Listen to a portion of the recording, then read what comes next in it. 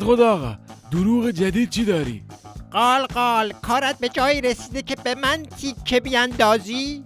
نه کت خدا آقا، تیکه چیه؟ جدی گفتم وضعیت فینیتو خراب می باشندی، اقتصادمان به فنا رفتندی، راهی جز دروغ درمانی نداریمندی، یک دروغ جدید باید جور کنیمندی. فرفر برو و به اهالی بگو رشد اقتصادی در فینیتو ترکانده می باشندی. ای بابا کت خدا، میخواهی به ریشمان بخندندی؟ فرفر اینقدر روی اعصاب من جفتک نزن، ولش کن، خودم میروم خبر رشد اقتصادی در فینیتو را به همه میدهم، تو فقط تماشا کن.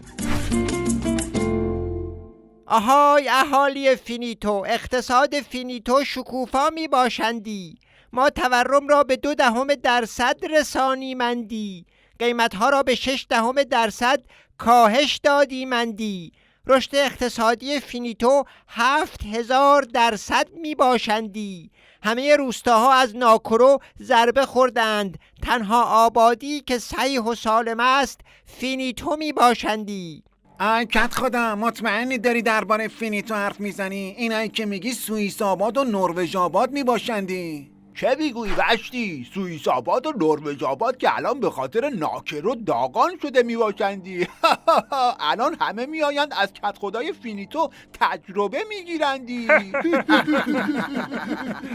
آهای اهالی فینیتو، چرا حرفهای من را باور نمی کنید؟ مگر نمی بینید چه آمارهای دقیقی می دهم؟ آمارهایت به درد عمه جانت میخورندی. آمار به چه دردمان میخورندی؟ فکر نوع خاکش نباش، اهالی خوب میدونن چه خاکی تو سرت بریزن، مهدی که دروغگوی دبنگ.